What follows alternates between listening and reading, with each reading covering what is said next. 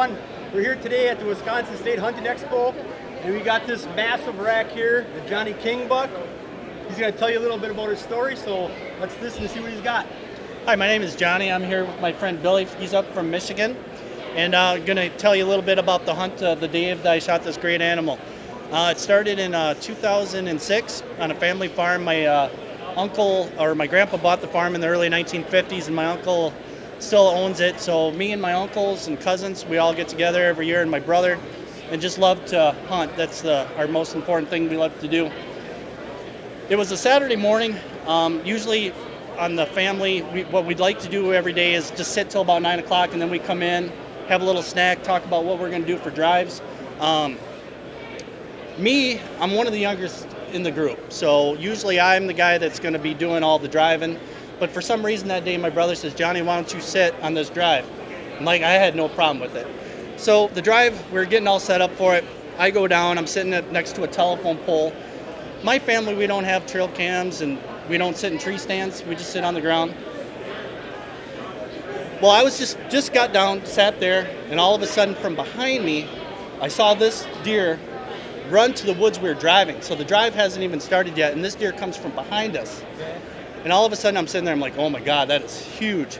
And there was like a little draw, so I only saw it for like a quick second. And then my uncle, Bob, he was up on the hill here, and he was trying to get out of the wind. It was a little windy that morning, so he was kind of on the other side. Well, he didn't see it right away until it actually got in the woods.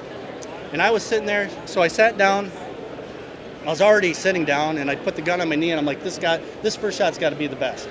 So I squeezed off a shell, and all of a sudden I seen the deer kind of go like this. It kind of jumped and reared up, and I knew I hit it good. So at that point, I couldn't really see it because there was like a set-aside field from there until where he was standing.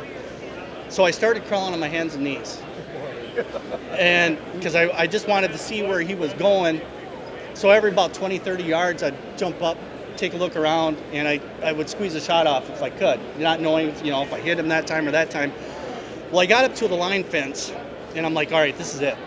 I either got to hit him this time when I get up, or he's going to be over that hill. Yeah. So I got to the line fence, and I'm like, make sure I had bullets in my gun, and jumped up, and all of a sudden I saw him.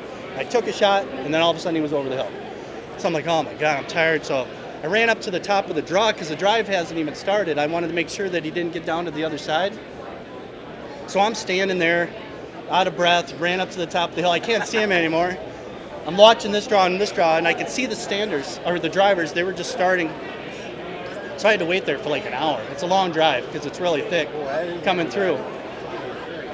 So eventually they get down there, and all of a sudden I heard something, and here he comes back at me again. He's running. Oh yeah. I'm standing there. He's like, here he comes out of the woods. He was actually laying down there. And I took a shot, and I'm like, oh my God, where'd he go? So I took off running again.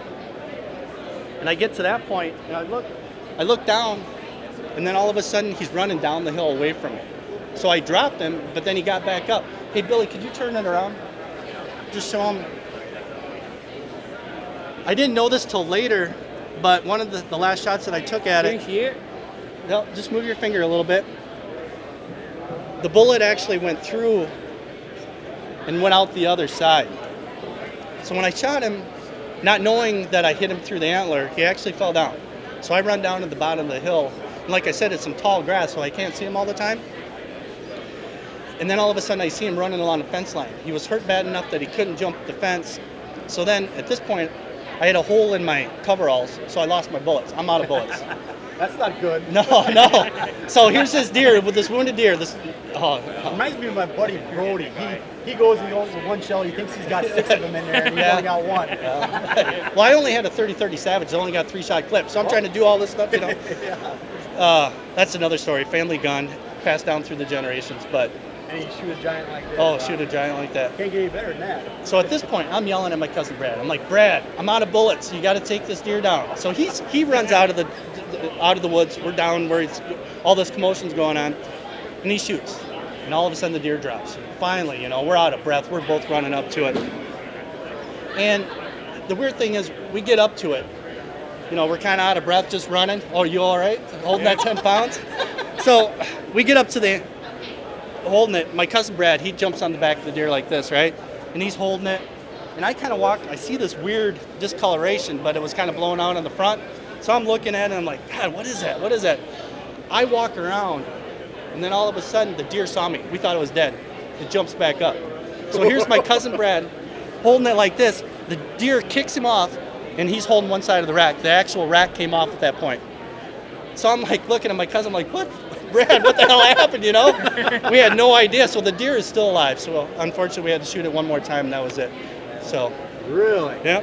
Here you go, Bill. And this is the legend of the Johnny King buck. I guess, you know, you guys be the judges, the world record. I say it is, but I tell you what, when you see this buck in person, unbelievable. And we enjoy bringing it to my show. Yeah, so me and people Billy, can we get to see go it. to deer shows, let people see it. That's why we don't have this deer mounted, Yes. so people can take their pictures with it, hold it. It's, you know, for everybody to enjoy. It's really great. Which is amazing, because I tell you what, the buck is absolutely amazing. I mean, the mass on him is just crazy. I mean, the thing is huge. I definitely appreciate you taking thanks. that time We appreciate you guys to show too. us and show everybody that, you know what, this thing deserves to be in the record book. I'm telling you, it is amazing. Thanks, guys. Yeah. Really appreciate Thanks it. again, guys. Appreciate it.